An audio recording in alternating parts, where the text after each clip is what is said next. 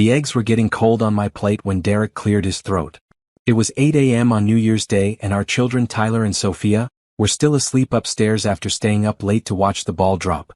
The kitchen smelled like cinnamon from the French toast I'd made, and winter sunlight streamed through the windows, making everything look peaceful. Normal. Safe. Then my husband of 10 years said the words that should have shattered my world. Naomi, I want a divorce. I looked up from my coffee, meeting his eyes across our kitchen table. Derek shifted in his seat, clearly expecting tears, screaming, or at least shock. He'd rehearsed this moment, I could tell. His shoulders were tense, his jaw set, ready for battle. Instead I smiled. Okay, I said simply, taking another sip of my coffee. That's fine. His eyes widened. What? I said okay. If that's what you want, we can file next week. I cut a piece of French toast, my hand steady. You can have full custody of Tyler and Sophia too. I know how much you love being their father. Derek's mouth opened and closed. The speech he'd prepared, all his careful justifications, dissolved on his tongue. You're giving me the kids? Just like that. Just like that. I dabbed my napkin at the corner of my mouth. I'll still see them, of course. But you should have primary custody. You're their father. I don't understand. He leaned back in his chair, wearing the blue sweater I'd given him for Christmas just a week ago. You're not going to fight me? Why would I fight you, Derek? I met his confused gaze with a calm I'd spent 3 months perfecting. If you want out of this marriage, then you should be out. And the children should be with their father. I'll get an apartment nearby. We'll work out a schedule. He studied my face, searching for the trap. There had to be a trap. Women didn't just let their husbands walk away with their children. Women didn't smile when their marriages ended. But I did. Because 3 months ago, on a Thursday afternoon in early October, I'd found the texts on Derek's phone. Texts to Amber, his assistant. Texts that left nothing to the imagination. And instead of confronting him that day, I'd made a different choice. I'd started planning. I need to think about this, Derek said finally, pushing back from the table.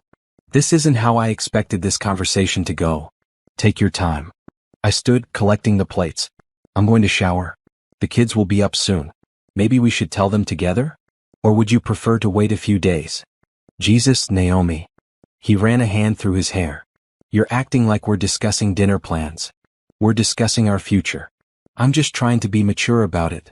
I paused at the sink, looking back at him. Unless you've changed your mind? No.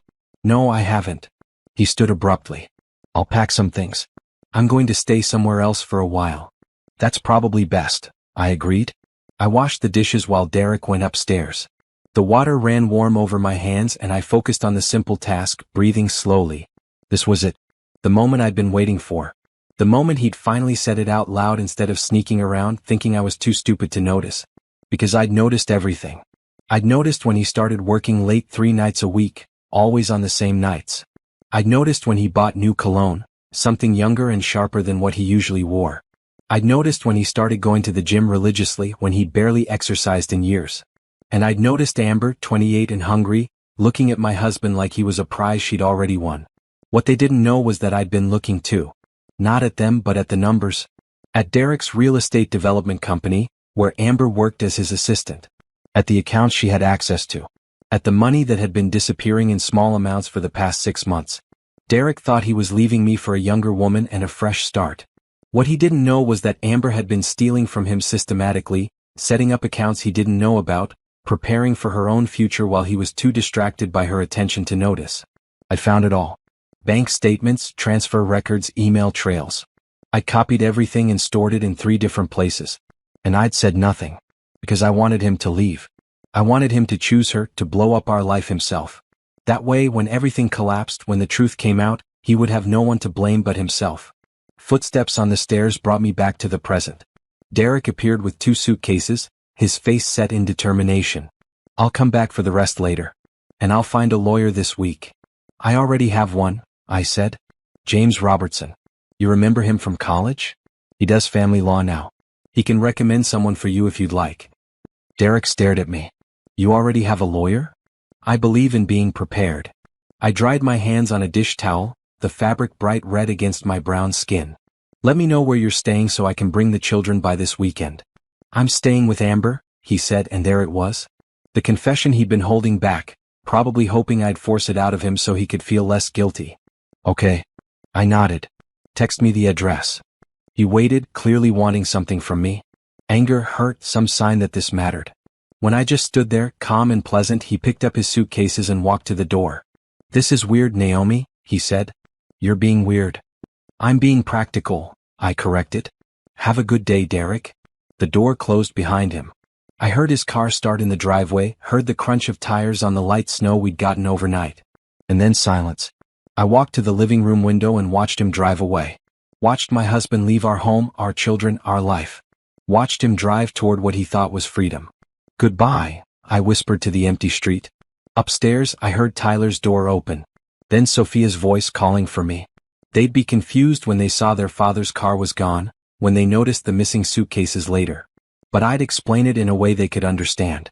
Daddy needed some space. Daddy was going to live somewhere else for a while. Mommy and Daddy still loved them very much.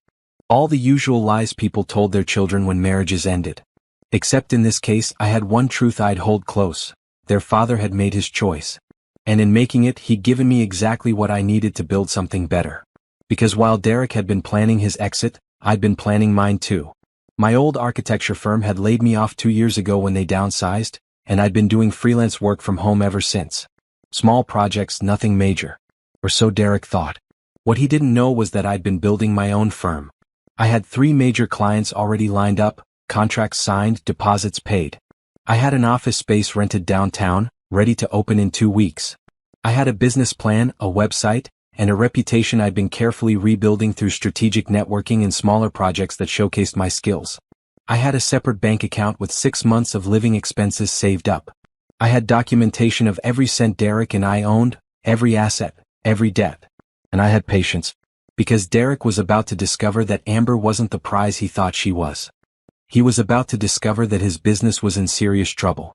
He was about to discover that being a single father to 2 young children was harder than he'd imagined. And when it all fell apart, when he came running back, I would smile again. I would smile and close the door in his face. Because some mistakes don't deserve second chances. Tyler appeared at the bottom of the stairs, his hair sticking up in every direction, wearing his favorite green pajamas. "Mom? Where's Dad?" I knelt down and opened my arms. He ran into them, warm and sleepy in mine. "Daddy had to go take care of some things," I said softly. "But you know what? How about we make pancakes? The kind with chocolate chips that he always says are too sweet." Tyler's face lit up. "Really? Really?" As I stood and took my son's hand, leading him toward the kitchen where his sister would join us soon, I felt something I hadn't felt in months. Oh. Derek came back on Tuesday with a moving truck. I'd already told the children that Daddy was going to live in a different house for a while, and they'd accepted it with the resilience children have when they don't fully understand what's happening. "You can keep the furniture," I told him as he stood in the living room, looking around like he was seeing our home for the first time. "I'm going to redecorate anyway. Naomi, we need to talk about this." He'd barely slept, I could tell. Dark circles shadowed his eyes. "About what?" I was folding laundry, Sophia's clothes in a neat pile. Bright colors, pinks and yellows and blues. "About how calm you're being. About how you're just letting me walk away." I set down the small blue dress I was holding. "Derek, you asked for a divorce." I agreed. "What exactly is there to talk about? Most women would be upset." "I'm not most women." I smiled at him. "Did you want me to be upset? Is that what this is about?" He ran his hand through his hair, a gesture I'd seen 1,000 times when he was frustrated. "I want you to act like you care that our marriage is ending." "I care about Tyler and Sophia," I said. "I care about making this transition as smooth as possible for them. Speaking of which, I've packed their things for you. 3 suitcases upstairs. Clothes, toys, schoolbooks. Everything they'll need." His face went pale. "You're really doing this? You're really giving them to me? You're their father. You asked for a divorce. This is what divorce looks like." I picked up another piece of clothing. "Unless you don't want custody?" "No, I do. I just thought you'd fight me on it." "Why would I fight you on something you want?" I looked at him directly. "You've made your choice, Derek. I'm respecting that choice." He left that afternoon with Tyler and Sophia, who waved at me from the back seat of his car. Sophia was crying a little, clutching her stuffed rabbit. Tyler looked confused but brave. I blew them kisses and promised to see them soon.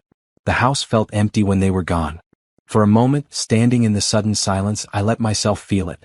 The loss, the anger, the hurt. Then I pulled out my phone and called my mother. Patricia arrived 30 minutes later with Chinese food and a bottle of wine. My mother was 58, retired from teaching elementary school, and the strongest woman I knew.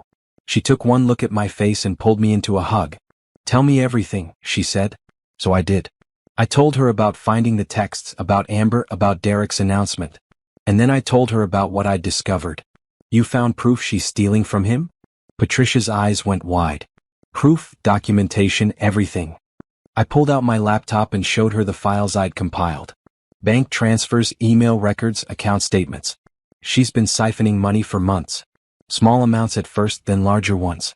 Derek's company is losing money, and he has no idea why. "And you didn't tell him?" "Why would I?" I took a sip of wine. "He chose to betray our family. He chose to trust her over me. Let him learn the hard way." Patricia studied me for a long moment. "You've changed, sweetheart." "I've gotten stronger." I met her eyes. For 10 years I put Derek first. I gave up my career to stay home with the babies when his business was just starting.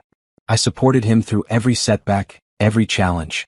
And the moment a 28-year-old paid attention to him, he threw it all away. "So you're going to let him destroy himself?" "I'm going to let consequences happen." I opened another file on my laptop. "And while he's dealing with those consequences, I'm going to rebuild. Look." I showed her my business plan.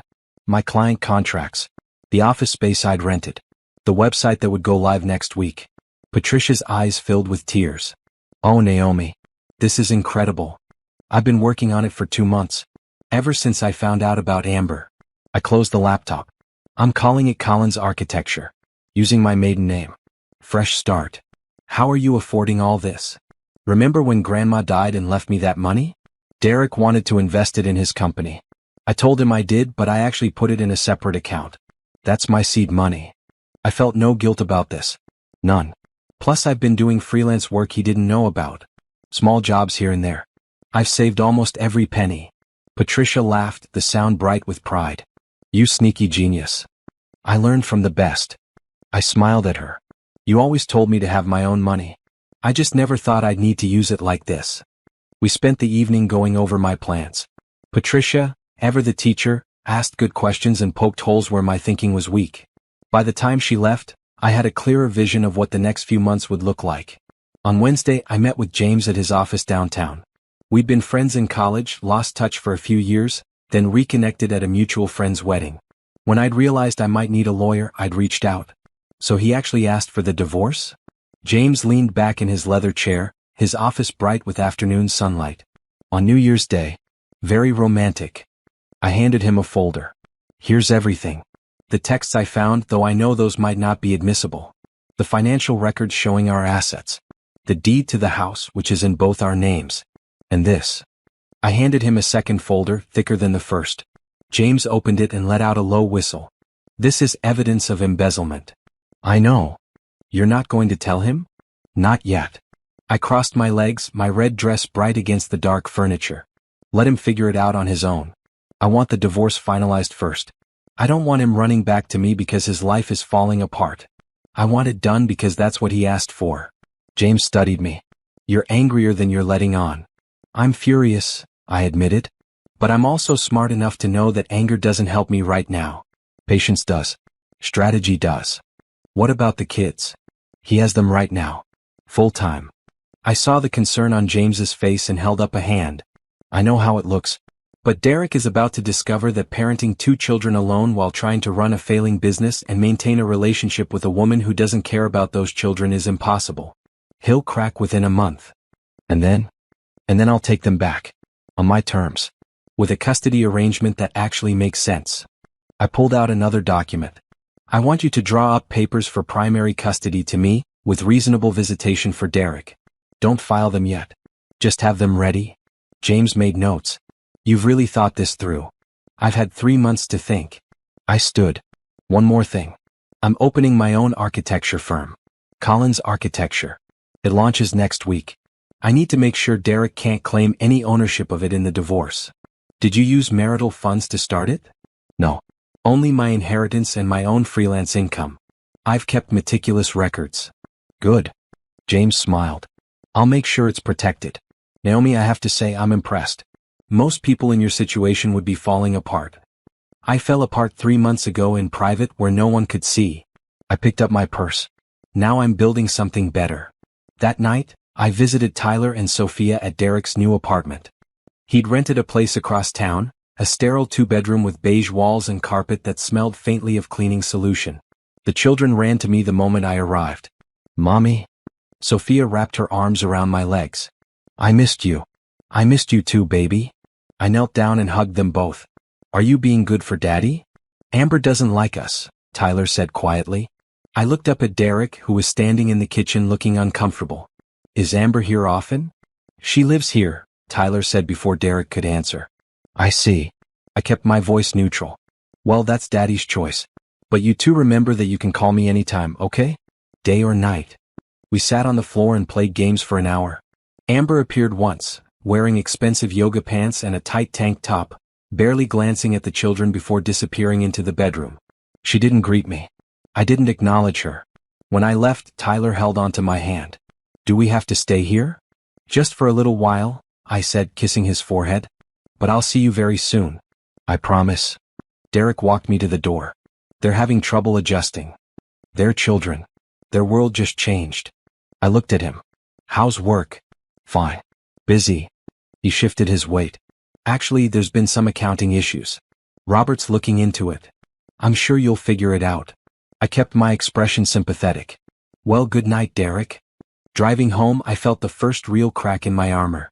Seeing my children in that sterile apartment, seeing their confusion and sadness, hurt more than I'd expected. But I couldn't take them back yet. Not yet. Because if I took them back now, Derek would think he could have everything. The divorce, the new woman, and the freedom of not being a full-time parent. No.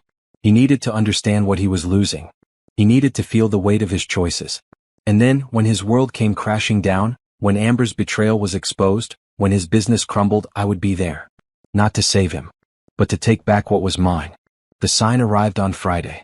Collins Architecture, in sleek silver letters against a deep blue background. Monica helped me hang it on the door of my new office, a bright corner space on the 3rd floor of a renovated building downtown. "It's perfect," Monica said, stepping back to admire our work. My best friend since college, Monica owned a boutique clothing store 2 blocks away. She'd been my sounding board through everything, the only person besides my mother who knew the full extent of my planning. "How does it feel?" "Terrifying," I admitted. "And incredible." The office was small but modern, with large windows that let in natural light. I'd furnished it simply: a desk, 2 client chairs, a drafting table, and shelves for my books and samples. My computer was set up, my software licensed and ready. On Monday, I'd officially be in business.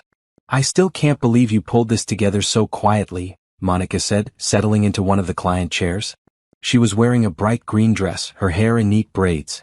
Derek had no idea? Derek stopped paying attention to me about a year ago. I sat at my desk, running my hand over the smooth surface. He assumed because I wasn't working for a firm anymore that I wasn't working at all. He never asked what I did all day. His loss. Monica pulled out her phone. "Okay, so I've been talking you up to everyone I know. I've got 3 potential clients who want to meet with you next week.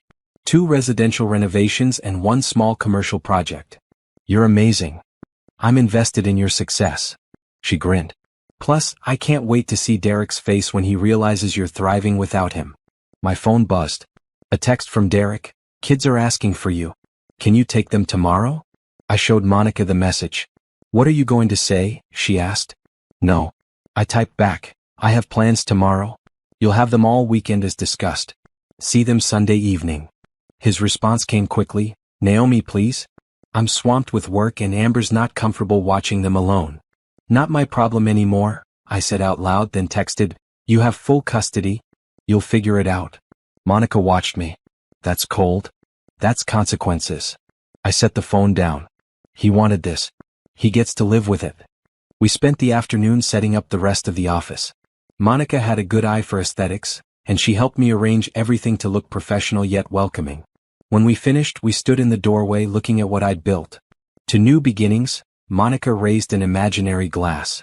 To freedom, I responded. That evening James called. "I've drafted the custody papers. Whenever you're ready, we can file." "Not yet." I was cooking dinner in my quiet house, something simple just for myself. "Give it another few weeks. Let Derek really feel what he asked for." Naomi, I have to ask. Are you sure about this strategy? What if something happens to the kids while they're with him? Derek's not a bad father. He's selfish and he made terrible choices, but he won't let anything happen to them. I stirred the pasta. And I'm checking in constantly. If I thought they were in danger, I'd act immediately. Okay. I trust you. James paused. Also, I looked over the embezzlement evidence you gave me. Solid.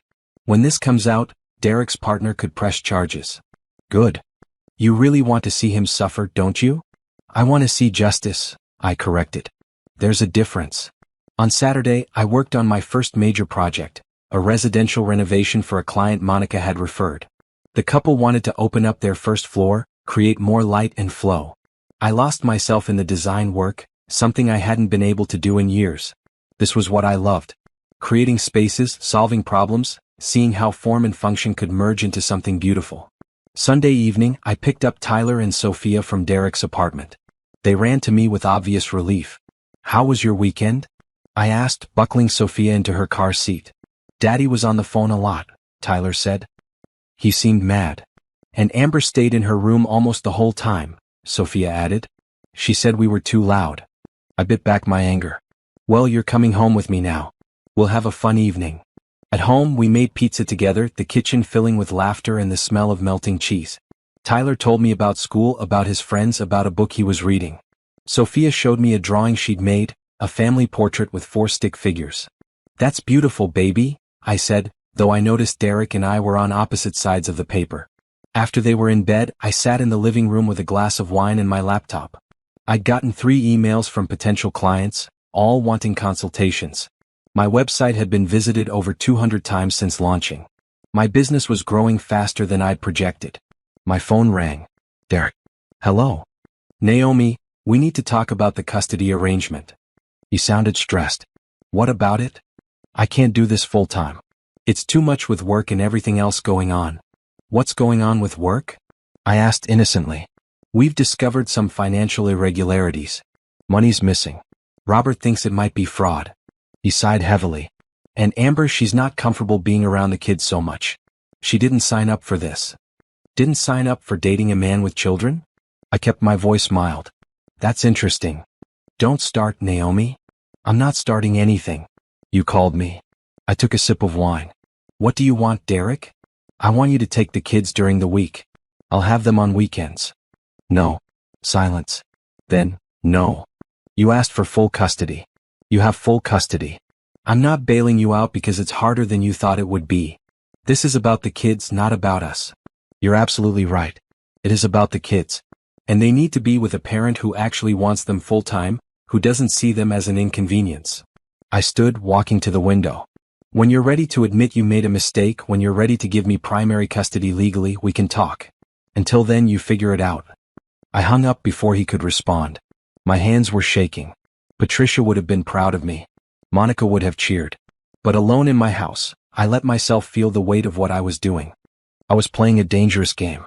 I was betting that Derek would break before permanent damage was done.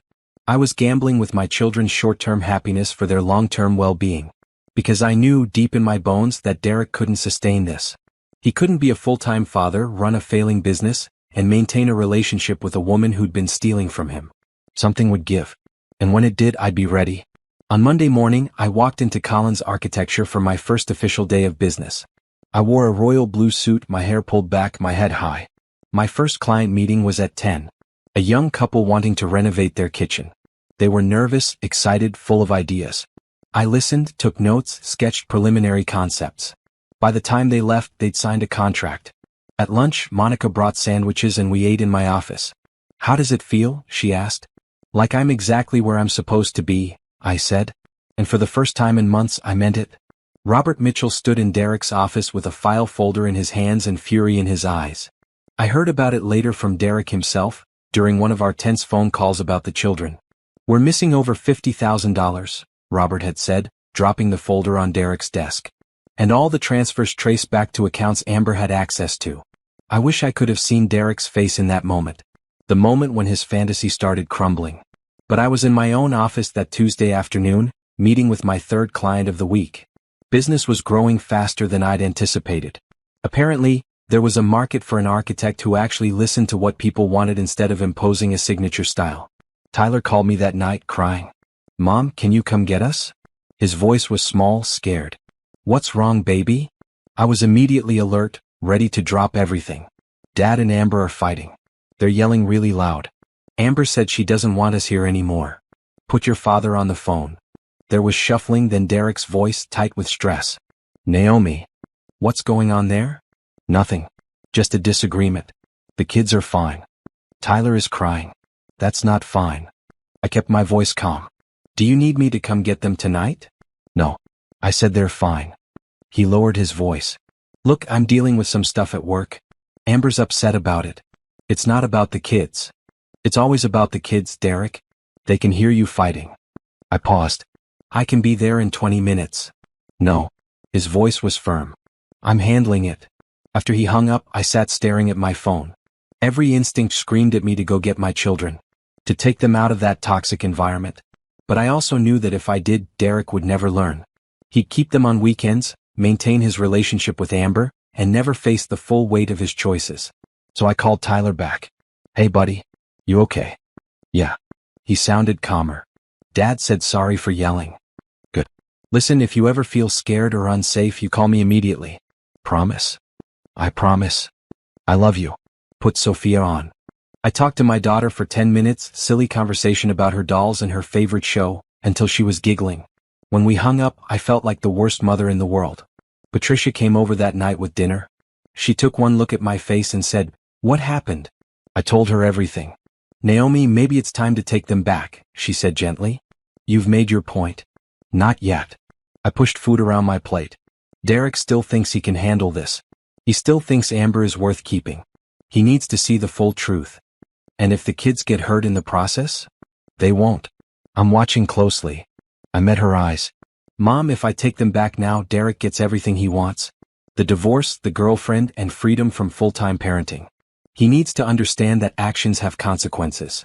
"Sometimes I forget how stubborn you are," Patricia said, but there was pride in her voice. "You get that from me." Wednesday brought unexpected news. Monica called, excited. "You're not going to believe this.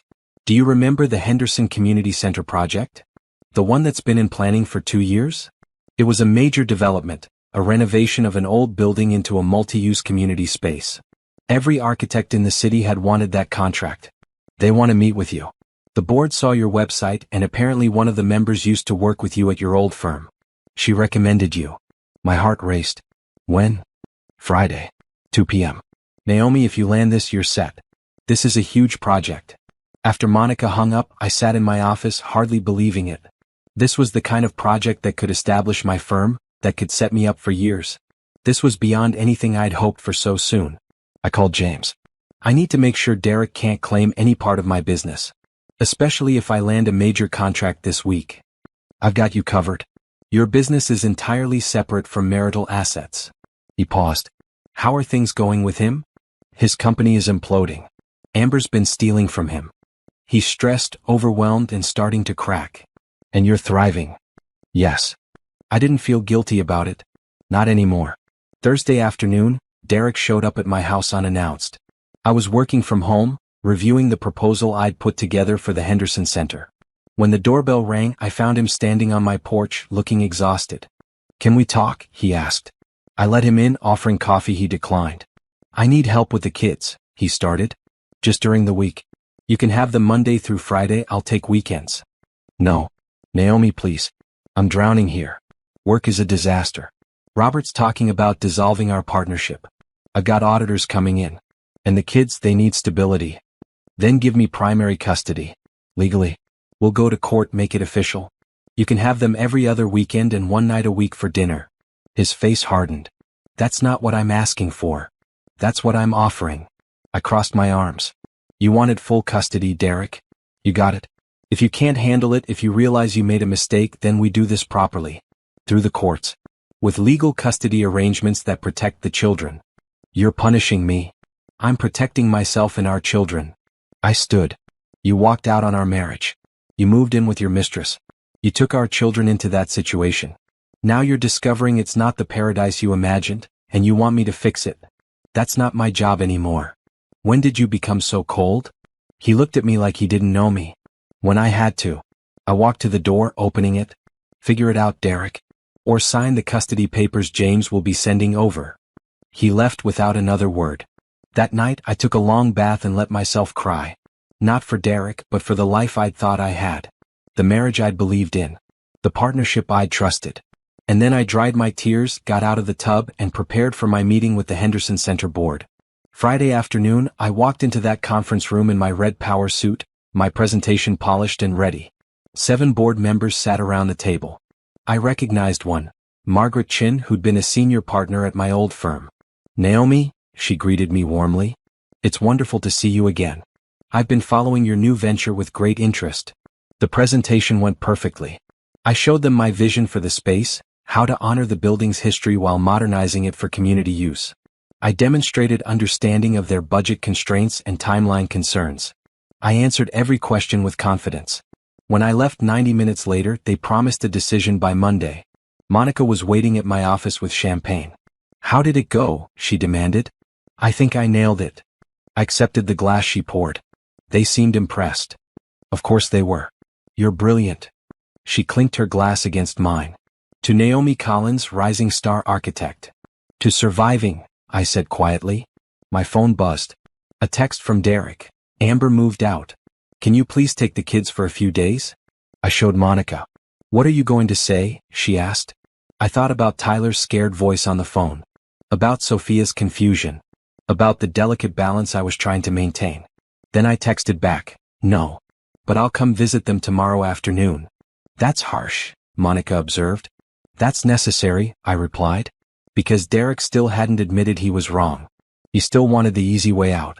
He still thought he could have his freedom and shift the hard parts of parenting onto me. And I wasn't going to let him. Not until he really understood what he'd lost. The auditors finished their investigation on Monday morning. By Monday afternoon, Robert Mitchell had scheduled an emergency meeting with Derek. By Monday evening, my phone was ringing with Derek's name on the screen. I let it go to voicemail. James called instead. Robert Mitchell just contacted me. He wants to know if you have any additional information about Amber's theft. Why would I have information? I asked innocently. Naomi. James's voice held a warning. Did you know about this before Derek did? I knew, I admitted. I found evidence months ago. And you didn't tell him? He made his choice to trust her. I made mine to protect myself. I was in my office, reviewing the preliminary approval I'd received from the Henderson Center. They wanted to move forward, pending final board vote next week. What did Robert want? He's considering pressing charges. He wants any documentation you might have. I'll send it to you tonight. You can forward it to him.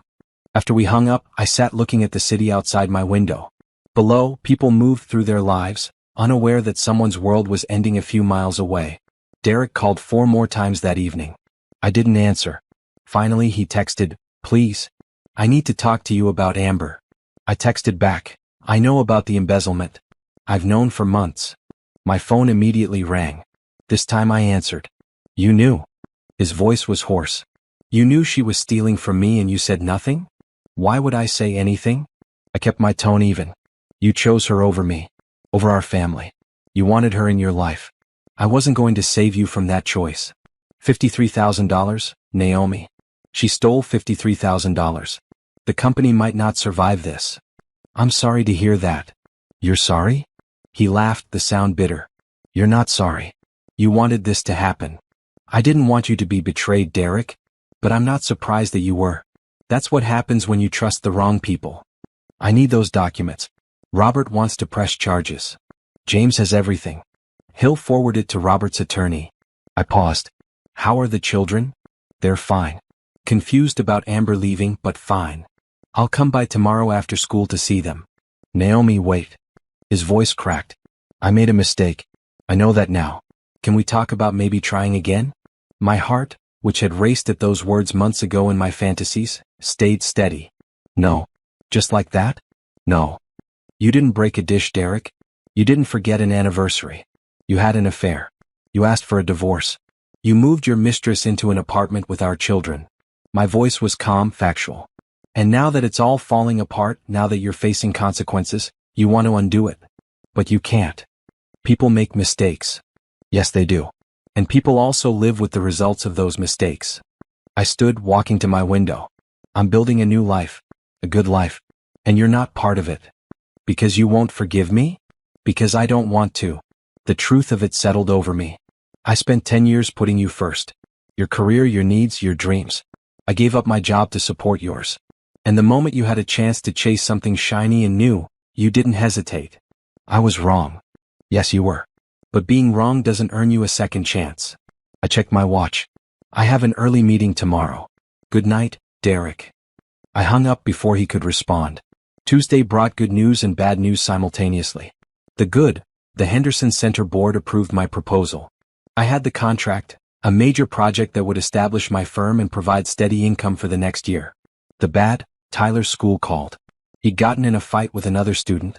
He'd never been in trouble before. I left work immediately and drove to the school. Tyler sat in the principal's office, his face streaked with tears, a bruise forming on his cheek. Tyler. I knelt in front of him. What happened? A kid said my parents were getting divorced because my mom didn't want us anymore, he sobbed. He said you gave us away. I told him that wasn't true and he laughed, so I pushed him. My heart broke and mended simultaneously. Oh baby. I looked at the principal, a kind woman named Mrs. Patterson. Can I take him home? He's suspended for the rest of the day. We have a zero-tolerance policy for physical altercations. She looked sympathetic. But given the circumstances, we understand this is a difficult time. In the car, Tyler leaned against the window, quiet. That boy was wrong, I said gently. I didn't give you away. I love you more than anything in the world. Then why are we living with Dad? How did you explain adult failures to a child? How did you make an 8-year-old understand strategy and consequences and the complex calculus of divorce? Because sometimes, I said carefully, grown-ups make decisions that are hard to understand. Your dad asked for something and I gave it to him. But that doesn't mean I don't want you. I want to live with you. His voice was small. Sophia does too. Dad's always stressed and Amber was mean and now she's gone and Dad works all the time and I miss you. I pulled into my driveway and turned off the car. Come here. Tyler unbuckled and climbed into my lap, something he hadn't done in over a year. He was getting too big for it, his legs hanging awkwardly, but I held him anyway. I'm going to fix this, I promised. Soon. Very soon. Really? Really? That evening I called James. Draw up the custody papers. I want to file tomorrow. What changed? Tyler got in a fight at school today. A kid said I didn't want my children. Derek's too overwhelmed to actually parent them and they're suffering for it. I felt the anger finally surface. I gave Derek enough rope to hang himself. He's done it. Now I want my children back. I'll have papers ready by tomorrow afternoon. Next I called Derek. We need to meet. Tomorrow night. Without the children. About what? About custody. About ending this properly. He agreed and we set a time. Wednesday evening we met at a coffee shop halfway between our homes. Derek looked terrible. Thinner, dark circles under his eyes, wearing a wrinkled blue shirt. Thank you for meeting me, he started. I'm not here to reconcile, I said immediately. I'm here to discuss the children. His face fell. Naomi. Tyler got in a fight at school. He's acting out because he's unhappy. Sophia is regressing, wetting the bed again. They need stability. They need to be with me full-time. I can do better. I just need time to adjust. No. I pushed the custody papers across the table. Primary custody to me. You get them every other weekend and Wednesday evenings for dinner. That's it. That's barely anything. That's what you can handle. I met his eyes. Be honest, Derek. You're working 60 hours a week trying to save your company. Robert's probably going to leave your partnership. You're facing potential lawsuits from Amber's theft. You don't have the bandwidth to be a full-time parent. He stared at the papers. Sign them, I said quietly. Do one thing right in all of this. Put your children first. And us. There is no us. There's you and there's me and there's our children who we're going to co-parent as civilly as possible. I stood. You have until Friday to sign. After that, I file for emergency custody and we do this the hard way. I left him sitting there, the papers in front of him, the weight of his choices finally, fully settling on his shoulders. Patricia called that night. How did it go? I gave him an ultimatum. I was packing Tyler and Sophia's favorite things, getting their rooms ready for their return. He'll sign. He doesn't have a choice. And if he doesn't? Then I fight. But he will. I folded Sophia's purple pajamas. He's broken, Mom. He finally understands what he lost. Good, Patricia said fiercely. Let him sit with that. Thursday morning James called. Derek signed. He also agreed to mediation for the divorce settlement. He's not going to fight you on anything. Relief flooded through me. Really? Really? I think he's given up. James paused. Naomi, you did it. You got everything you wanted. Not everything, I said, looking at the photos on my desk. My children's smiling faces from before their world changed. But I got what matters most. Friday afternoon, I picked up Tyler and Sophia from Derek's apartment.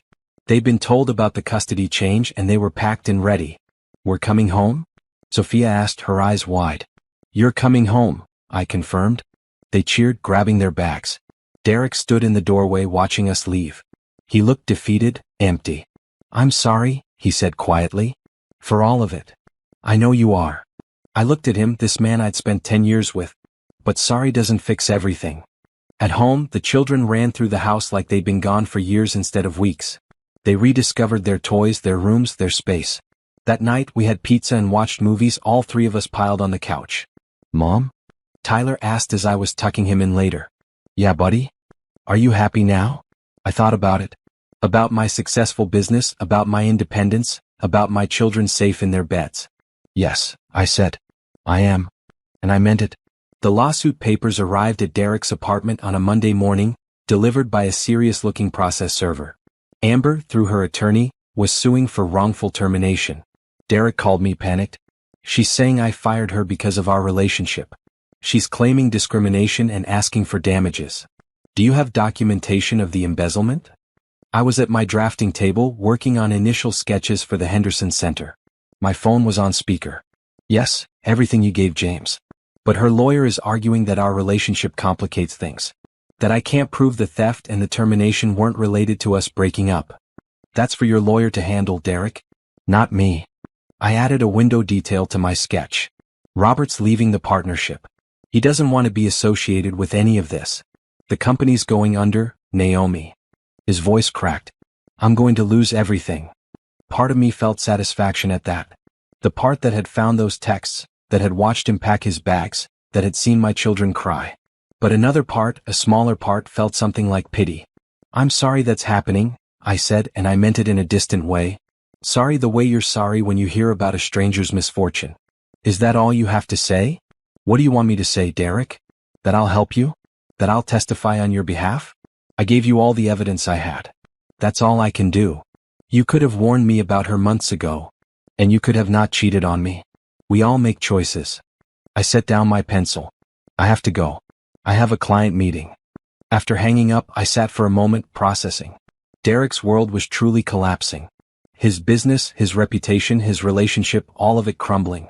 And I had known it would happen. I had watched it unfold with clinical detachment. Did that make me cruel? Monica didn't think so. We had lunch that day at her boutique, sitting in the back office with salads and iced tea. He did this to himself, she said firmly. You just didn't stop him. But I knew. I knew what Amber was doing and I said nothing. Because warning him would have meant saving him. And why should you save the man who betrayed you? Monica pointed her fork at me. Naomi, stop second-guessing yourself. You protected your interests and your children. That's not cruel. That's smart. Tyler asked if I was happy. I said yes. But there's this part of me that feels guilty for being happy while Derek's life falls apart. That's the part that loved him. The part that spent 10 years being his partner. Monica's voice softened. That part will always feel something for him. But it doesn't mean you should have acted differently. She was right, I knew. But knowing and feeling were different things. That evening, Tyler had a meltdown over homework. Math problems that should have been simple frustrated him to tears. I sat with him at the kitchen table, patient, working through each problem. I'm stupid, he said, crumpling his worksheet. You're not stupid. You're having a hard time because you've had a lot of changes lately. I smoothed out the paper. Let's try again together? After the kids were in bed, Patricia came over.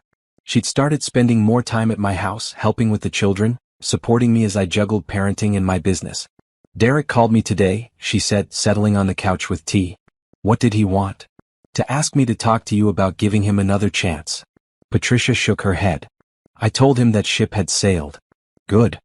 I sat beside her. Mom, do you think I'm being too hard on him? No. She didn't hesitate. He made adult choices. He gets adult consequences. You didn't create this situation, Naomi. You just refused to rescue him from it. But seeing him suffer bothers you because you're a good person. But it shouldn't change your mind. She squeezed my hand. You're doing the right thing. For you and for those babies upstairs. Wednesday evening, Derek came for his scheduled dinner with the children. We'd agreed he'd pick them up at 6 and have them back by 8. He arrived on time, driving a different car, something older and cheaper than his usual vehicle. Sold the Audi, he said when he saw me notice. Needed the money. Tyler and Sophia ran to him, and despite everything, they were happy to see their father. That was good, I thought. Whatever Derek had done to me, he was still their dad. We'll be at the pizza place on Maple, he told me. I'll have them back by 8. While they were gone, I worked on the Henderson Center designs. The project was consuming, challenging, exactly what I needed. I'd hired a junior architect to help, a recent graduate named Alicia who was talented and eager. My business was growing. I had 6 active projects now, ranging from small residential renovations to the major community center. I'd had to rent additional office space and was considering bringing on another employee. Derek's call interrupted me at 7:30. Can I bring them back at 8:30? They're having such a good time. 8 o'clock like we agreed, I said. Sophia has school tomorrow and needs her routine. 30 minutes won't hurt. Derek, we have an agreement. Please stick to it. He sighed but agreed. They were back at 8 on the dot. After the children were in bed, Derek lingered at the door. Can we talk for a minute? About what? About us. There is no us. I kept my voice gentle but firm. There could be. If you'd just give me a chance to prove I've changed. He looked desperate. I know I messed up. I know I hurt you. But people deserve second chances. Some people do, I agreed. But not everyone. And not every situation. So that's it? 10 years of marriage, 2 children together, and you're just done. You were done the moment you texted Amber the first time. I'm just catching up. I stepped back. Good night, Derek. I closed the door, leaning against it as I heard his footsteps retreat down the walkway. My hands were shaking but my resolve was steady. James called the next morning with news. Amber's lawsuit was dismissed. The evidence of embezzlement was too strong. Her attorney advised her to drop it rather than face potential criminal charges. Is Robert going to press charges? He's considering it. Depends on whether he can recover any of the money. James paused. Derek's company declared bankruptcy yesterday. It's officially over. I absorbed this information. Derek's business, the one he'd built from nothing, the one I'd supported for years, was gone. How is he? You'd have to ask him. But Naomi, this isn't your fault. None of this is your fault. I know, I said. But did I? Or was there a part of me that had wanted this, had orchestrated it, had let it happen when I could have prevented it? Monica said I was smart. James said I was justified. Patricia said I was strong. But late at night, when the house was quiet and my children were sleeping, I wondered if I was something else entirely. If I was the kind of person who could watch someone she'd once loved destroy themselves. If I was the kind of person who could smile while it happened. And if that made me free or just fundamentally changed. Friday evening, I attended a networking event for local business owners.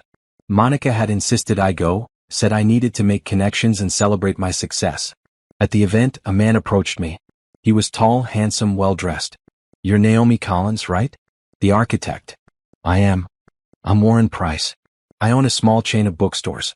I've been looking for an architect to redesign one of our locations. He smiled. I've heard great things about your work. We talked for 20 minutes.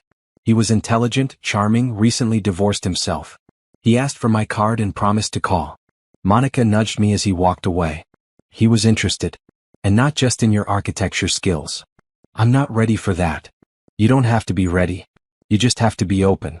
She grinned. One dinner doesn't mean forever. It just means dinner.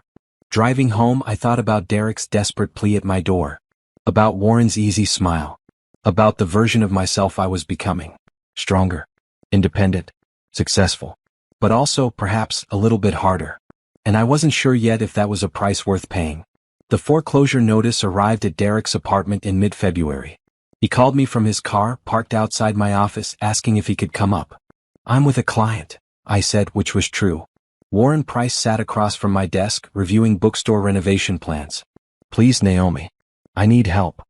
Something in his voice made me pause. Not the desperation, I'd heard that before.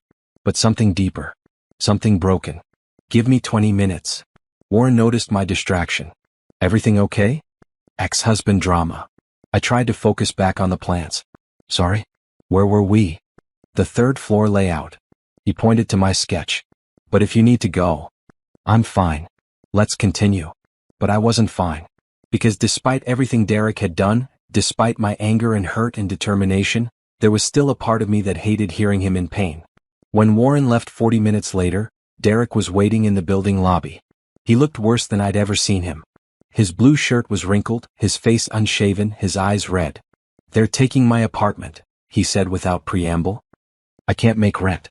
I'm moving into a one-bedroom across town. In a month, I might not have that either. What about your severance from the company closure? There was no severance. Bankruptcy takes everything. He followed me into my office, looking around at the success I'd built. You're doing well. I'm working hard. I sat at my desk. Derek, what do you want from me? A loan. Enough to cover a few months' rent while I find a stable job. No. Please. I'm not asking for us. I'm asking so I have somewhere for the kids to visit. So I don't end up homeless. I studied him. The man who'd asked for a divorce over New Year's breakfast. The man who'd moved his mistress into an apartment with our children. The man who'd chosen every wrong turn possible. Get a job, I said.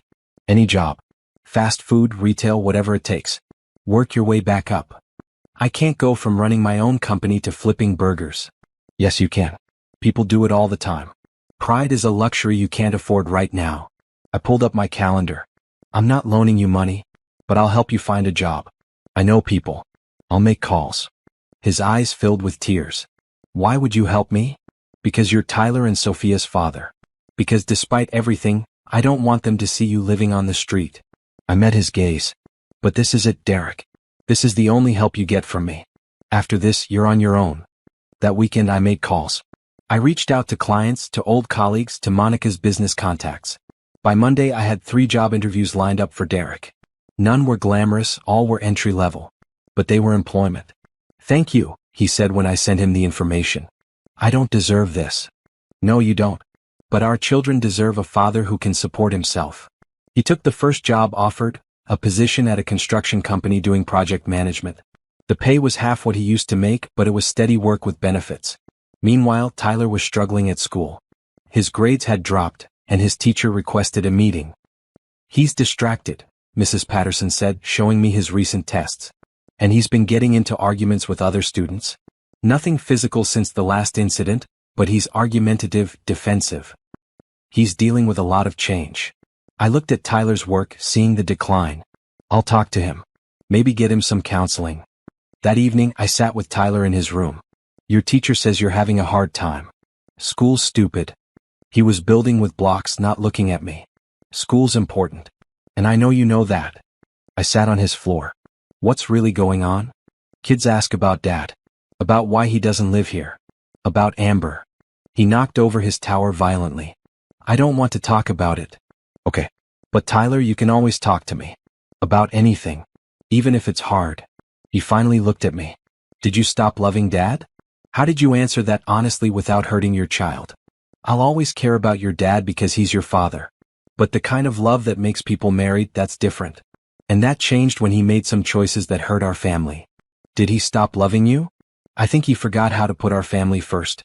That's not the same as not loving us, but it had the same result. Tyler considered this. Sophia cries sometimes at night. She misses when we were all together. I know, baby. I do too. I pulled him into a hug. But we're okay, aren't we? You, me, and Sophia? We're making it work. Yeah, he said into my shoulder. We're okay. But he wasn't okay, not really. Neither was Sophia. And watching my children suffer for adult mistakes made me question everything I'd done. James called Wednesday with concerning news. Derek's filing for custody modification. He's asking for more time with the kids. On what grounds? He can barely support himself.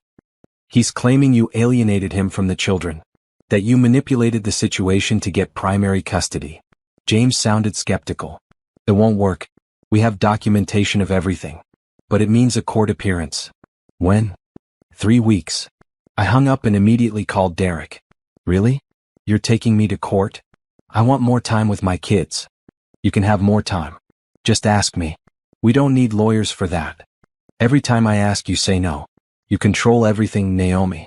When I see them, for how long, under what conditions? His voice rose. They're my children too. Then act like it. Show up on time. Pay your child support. Be consistent. I was pacing my office. Don't waste money on lawyers when you can barely afford rent. My lawyer's working pro bono. A friend from college. Of course he is. I took a breath. Derek, this isn't going to work. You can't win this. Maybe not. But I have to try. The court date loomed over the next 3 weeks.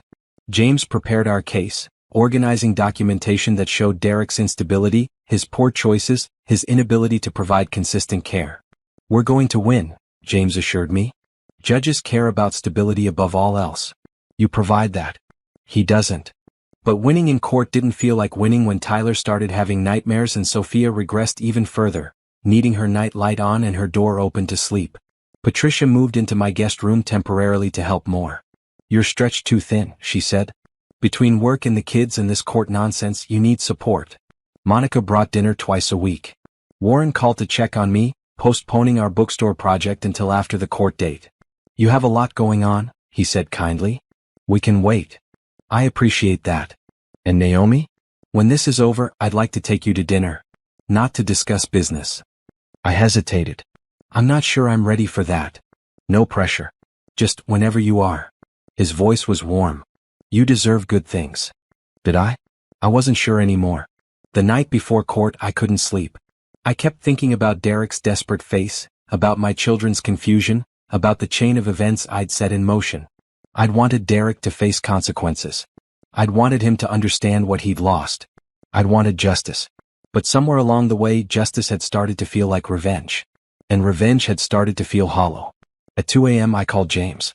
Naomi? What's wrong? I don't want to go to court tomorrow. What? We're prepared. We're going to win. I know. But Derek's right about one thing. I have been controlling everything. I sat in my dark living room. What if we offered a compromise? More visitation, split holidays, more flexibility? After everything he put you through, you want to give him more? I want my children to have their father. Really have him. Not some beaten-down version of him who only sees them every other weekend. I closed my eyes. He made terrible mistakes. But he's trying now. Working a job he hates, trying to rebuild. Maybe that deserves something. This is very generous. It's not generous. It's the right thing to do. I paused. Can you call his lawyer in the morning? Before court? See if we can settle? I'll try. James called back at 8 a.m. Derek agreed. He seems relieved actually. Wants to meet to discuss terms. We met at a mediator's office instead of court.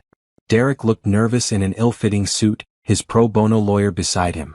I wore my red power dress, James next to me. Thank you for this, Derek said quietly. It's not for you. It's for Tyler and Sophia. I slid papers across the table. Here's what I'm proposing. Current custody stays, but you get them every weekend, not every other. Plus 1 evening during the week, your choice. All major holidays split evenly. Summer vacations split 50-50. His eyes widened. Really? On one condition. You stay employed. You stay stable. Any backsliding, we revert to the original agreement. I looked at him directly. I need to know they'll be safe and cared for when they're with you. They will be. I promise. One more thing. We attend co-parenting counseling. Together. To learn how to do this better. Derek nodded. Okay. Yes. Anything. We signed the agreement that afternoon. Walking out of the mediator's office, Derek stopped me. Naomi, I know you didn't have to do this. No, I didn't. Why did you? I thought about my children. About Tyler's nightmares and Sophia's regression. About the toll this was taking on all of us. Because holding on to anger was hurting everyone, I said. Including me. This isn't forgiveness, Derek. It's acceptance. Accepting that we're tied together because of our children, and we need to make the best of that. I'm still sorry. For all of it. I know. And I did.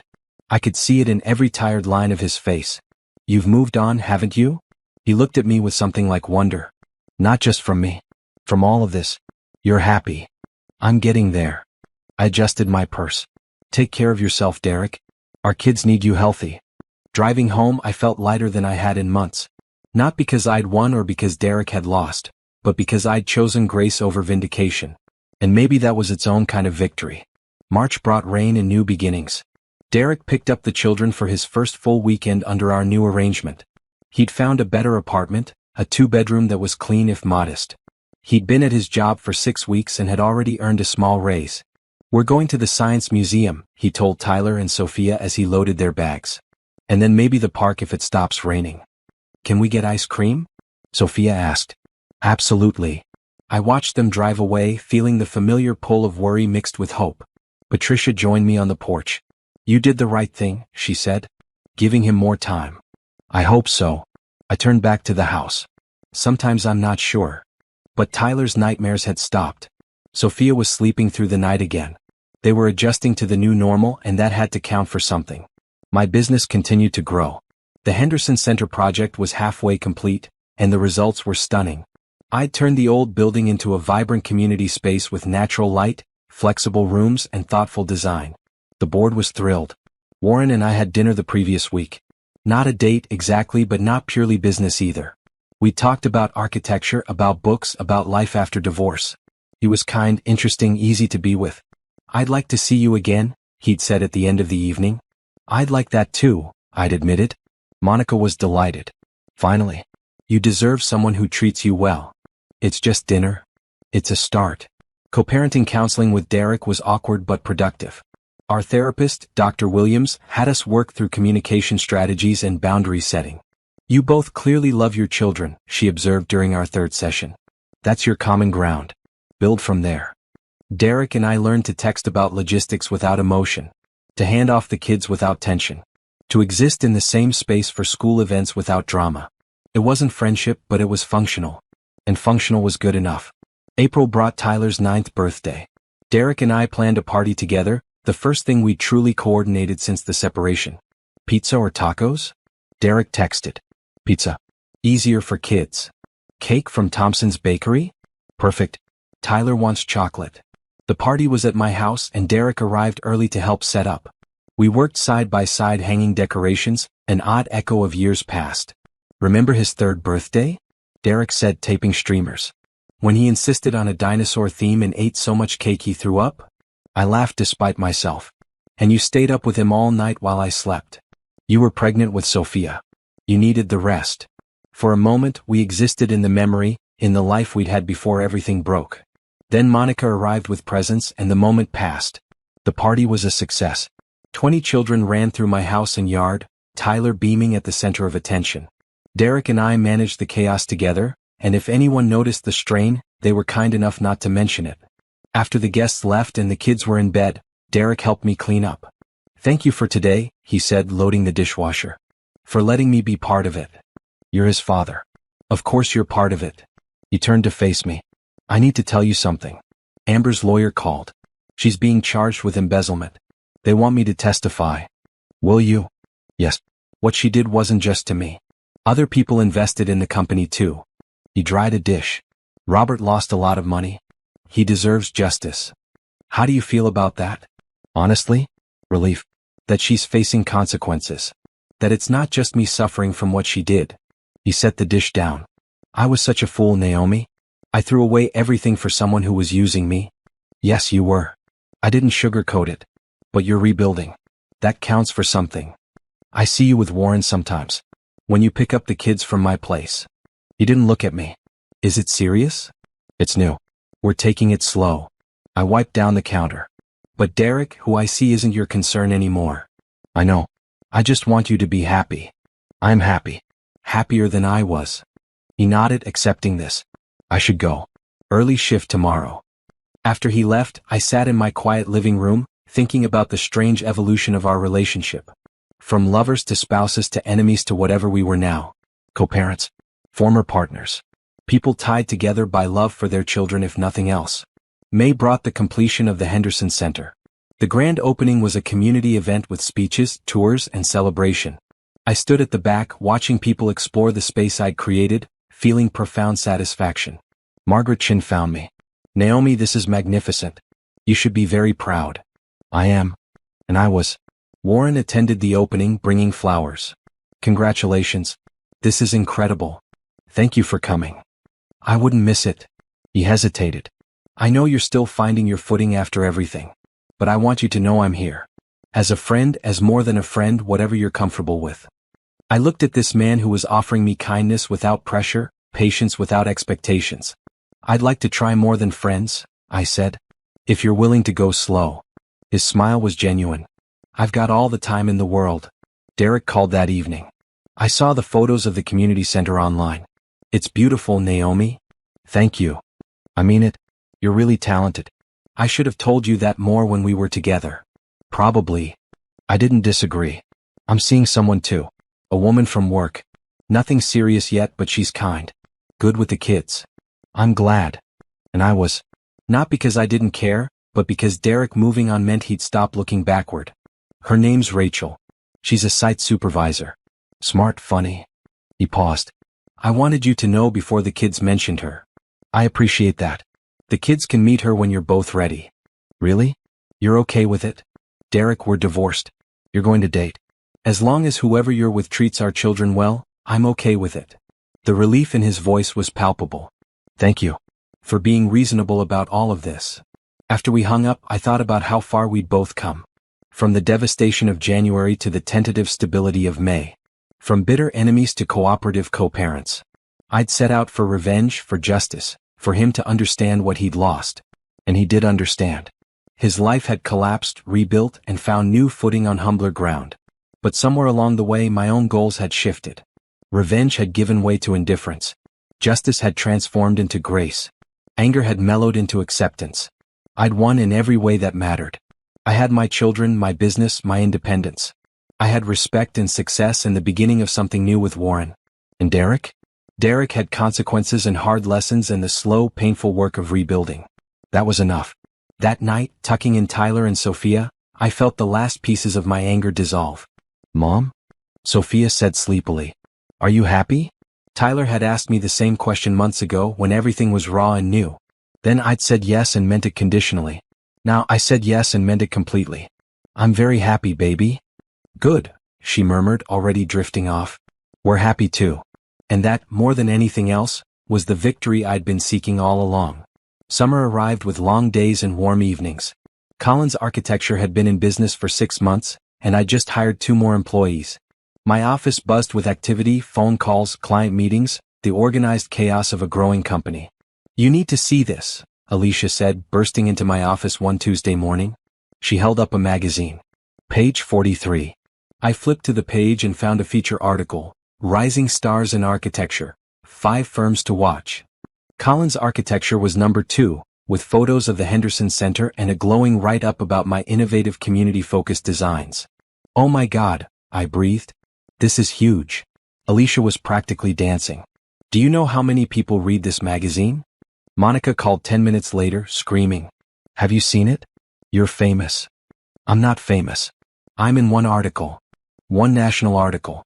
In the biggest architecture magazine in the country. She laughed. Naomi, this is going to change everything. She was right. By Thursday, I had 15 new consultation requests. By the following week, I was fielding calls from across the state. My small firm was suddenly in demand. I had to make a choice, grow strategically or get overwhelmed. I chose growth. By midsummer, I'd moved into a larger office space and hired a business manager to help handle the administrative load. I brought on another architect and 2 interns. We had projects booked through the next year. The community center project won an award from the State Architecture Association. I attended the ceremony in a royal blue gown, Warren beside me in a suit. I'm proud of you, he said as they called my name. On stage, accepting the award, I looked out at the crowd and saw Derek in the back row. He'd come, though I hadn't invited him. When our eyes met, he smiled and gave me a small nod. Later, he approached me at the reception. Congratulations. Really. You deserve this. Thank you for coming. I wanted to see it. Wanted the kids to know their mom is doing important work. He seemed genuine. Tyler and Sophia talk about you constantly. About your buildings, your designs, how you're changing the city. They're good kids. They are. Rachel really likes them, by the way. We're taking things slow, but I think it might be serious. I'm happy for you, Derek. Truly. And I was. His happiness didn't diminish mine anymore. Tyler and Sophia thrived that summer. They went to camp, spent weekends with Derek and Rachel, and afternoons with Patricia when I was working late. They were adjusted, happy, secure. Tyler was doing well in school again, his grades back up.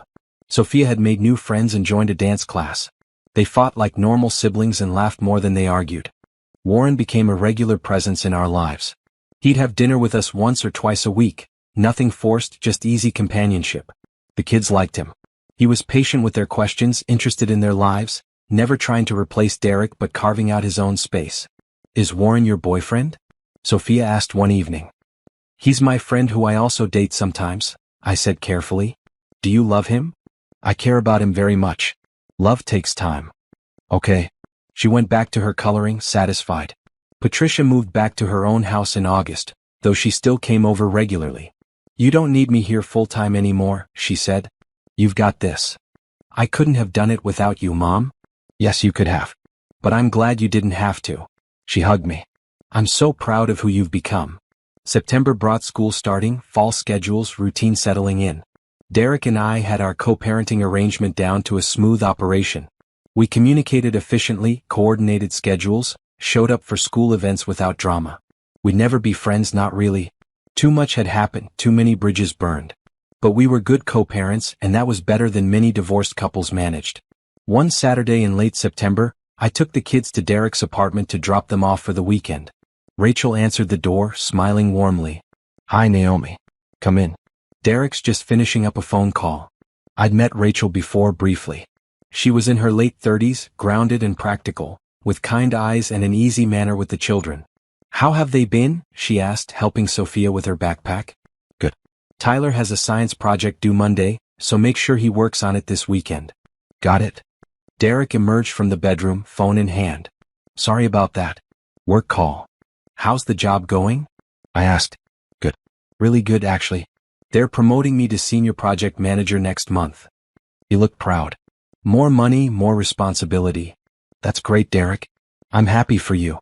Listen, I know this might be weird, but Rachel and I wanted to invite you and Warren to dinner sometime. Like all of us. Co-parent dinner thing. I considered it. 6 months ago, I would have said no immediately. But now, with time and distance and healing, it seemed less threatening. Let me talk to Warren. But maybe. Driving home, I called Warren and told him about the invitation. What do you want to do? He asked. Part of me thinks it's a terrible idea. But part of me thinks it might be good. For the kids to see us all getting along. Then we do it. For the kids. The dinner happened 2 weeks later at a casual restaurant. It was awkward at first, the four of us sitting around a table with our complicated history. But Rachel was funny and easy to talk to. Warren was charming. Derek was relaxed in a way I hadn't seen him in years. And I was comfortable in my own skin, confident in my choices. We talked about our jobs, about the kids, about sports and movies, and nothing particularly deep. By the end of the evening, it felt almost normal. We should do this again, Rachel suggested. Maybe, I said, non-committal but not opposed. October brought cooler weather and my 1-year anniversary of discovering Derek's affair. I marked it privately, noting how far I'd come. From devastation to planning to execution to where I stood now. I'd built a successful business. I'd established a healthy co-parenting relationship. I'd started a promising relationship with a good man. I'd healed. The anger that had fueled me through January and February was gone, replaced by something calmer. Acceptance. The understanding that Derek's betrayal had been terrible but had also freed me to become who I was meant to be. Warren and I became official that month. Not married, not living together, but committed and happy. He'd met Patricia, who approved wholeheartedly. He's good for you, she said. Stable, kind, supportive. Everything Derek wasn't. Derek's not a bad person. I found myself defending. He just wasn't the right person for me. Patricia smiled. Listen to you. All healed and magnanimous. I laughed. I wouldn't say healed, but better. Tyler's school had a father-son event in November. Derek attended, and afterward Tyler was full of stories. Dad and I built a birdhouse. He said we can hang it in your yard since my room is here. He was chattering happily. And he told Mr. Patterson that you're a famous architect. I'm not famous. That's what Dad said you'd say. But you are. You're in magazines and everything. That night Derek texted, thanks for raising such great kids. I know I don't say it enough, but they're amazing because of you. I stared at the text for a long time before responding. They're amazing because they're loved by both of us. His response came quickly. You're a better person than me, Naomi. Always were. I didn't respond to that. Some truths didn't need acknowledgement. December approached, and with it, the anniversary of Derek's New Year's Day request for divorce. I thought about that morning often, how I'd smiled and agreed, how I'd set my plan in motion. Had I been cruel? Strategic? Justified? Probably all three. But I'd also been hurt, angry, and desperate for control in a situation where I felt powerless.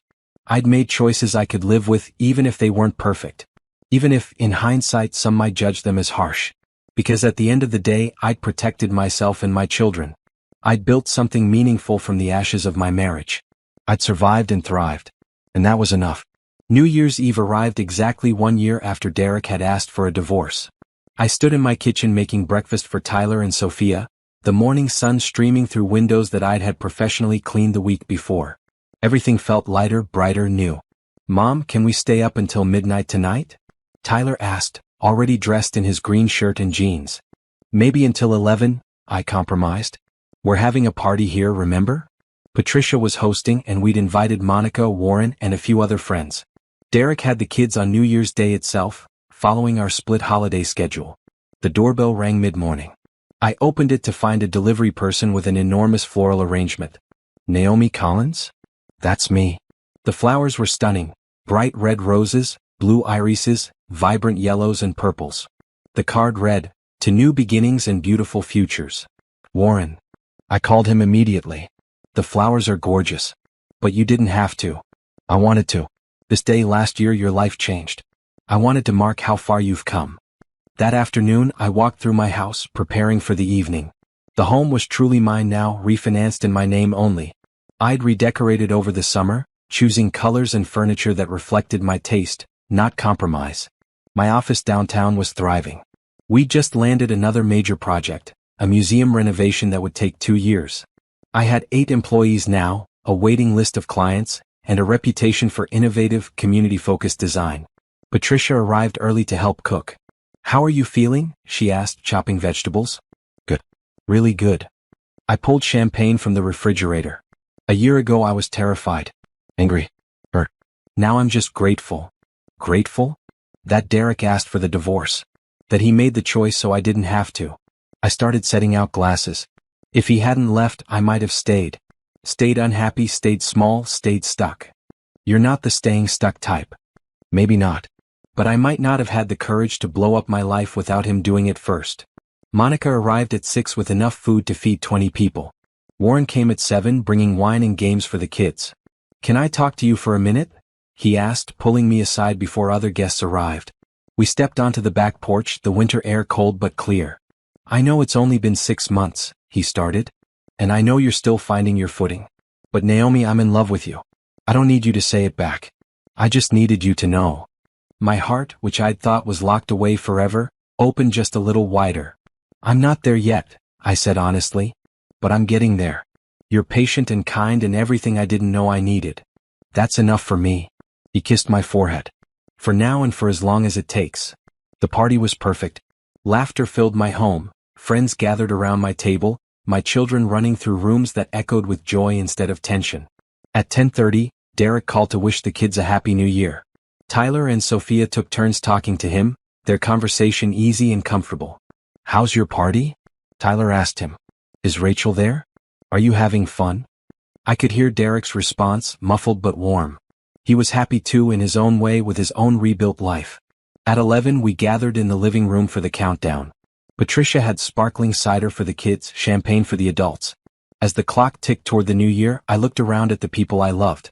My mother, who'd supported me through everything. Monica, who'd believed in me when I didn't believe in myself.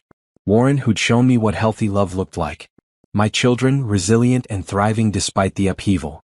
10, 9, 8, everyone counted down together. 7, 6, 5. I thought about Derek in his apartment with Rachel, starting fresh. I wished him well. Truly. 4, 3, 2. I thought about the woman I'd been a year ago, eating breakfast while her world collapsed. 1. Happy New Year. Glasses clinked, people hugged, and I felt Warren's arms around me. Happy New Year, Naomi. Happy New Year. After everyone left and the kids were asleep, I sat alone in my living room. The house was quiet, littered with the pleasant debris of celebration. My phone buzzed with a text from Derek. Happy New Year. Thank you for everything this year. For being fair when you didn't have to be. For helping me become a better father. I hope this year brings you everything you deserve. I typed back, Happy New Year. I hope you're happy. His response came quickly, I'm getting there. Just like you said you were. I smiled, setting down my phone. January 1st arrived with snow, soft and clean, covering everything in white. I made pancakes for breakfast, Tyler and Sophia helping me mix batter. What are your resolutions? I asked them. I want to get better at soccer, Tyler said. I want to learn to do a cartwheel, Sophia added. Those are good goals. I'm proud of you both. What's your resolution, Mom? Tyler asked. I thought about it. A year ago, my resolution would have been survival. 6 months ago, it would have been success. Now, to keep being grateful, I said. For what we have, for where we are, for how far we've come. That afternoon, Derek picked up the kids for his New Year's Day visitation. Rachel was with him and they looked happy together, his arm around her waist as they helped the kids into the car. See you tomorrow, I called to Tyler and Sophia. Bye, Mom. Love you. Love you too. I watched them drive away, feeling the familiar tug. But it was gentler now, less painful. Just the normal feeling of a parent watching their children go, knowing they'd return. Inside, my quiet house felt peaceful instead of empty. I made tea and sat at my kitchen table, the same table where Derek had asked for a divorce exactly 1 year ago. I thought about that moment, about my smile, about my calculated response. I'd been playing a long game, setting pieces in motion for a victory I'd defined as his suffering. But the real victory had been something else entirely.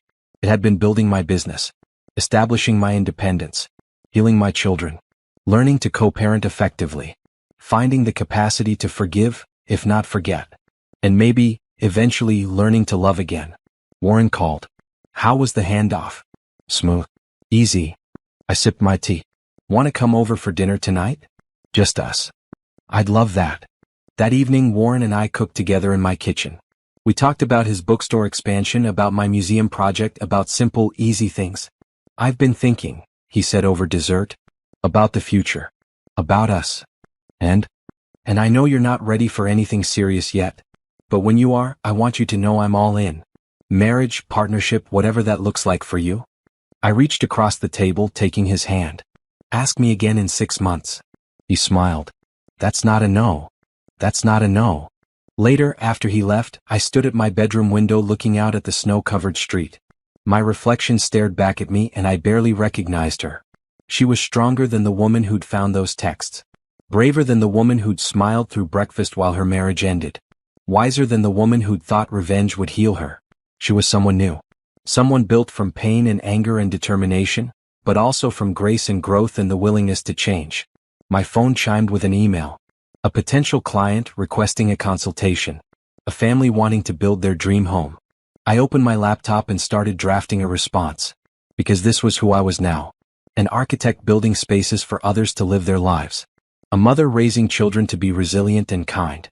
A woman learning to love again, carefully, with eyes wide open.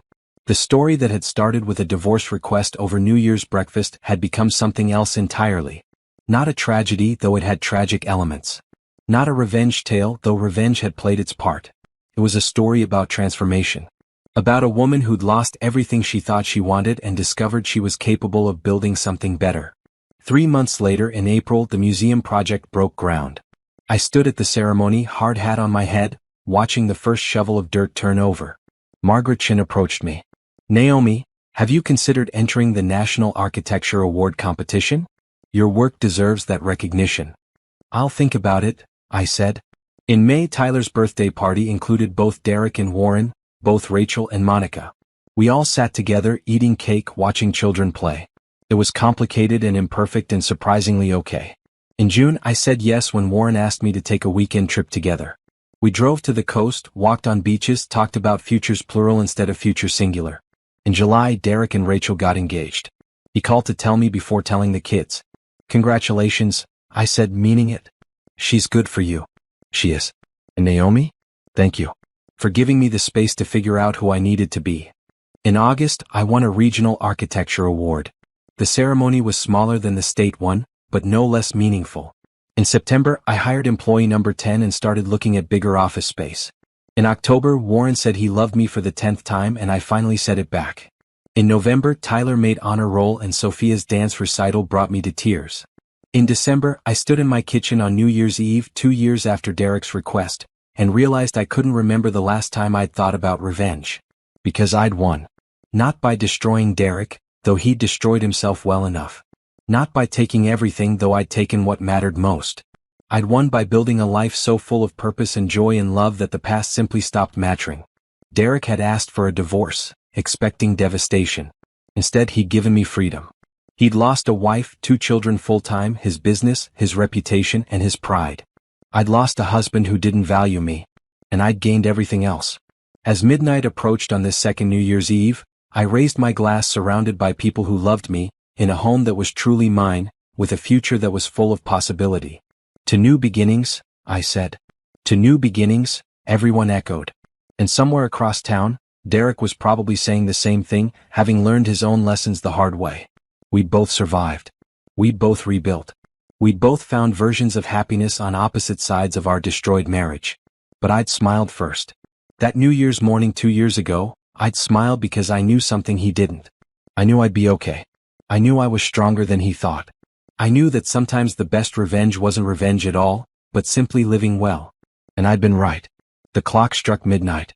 A new year began. And I was exactly where I was supposed to be.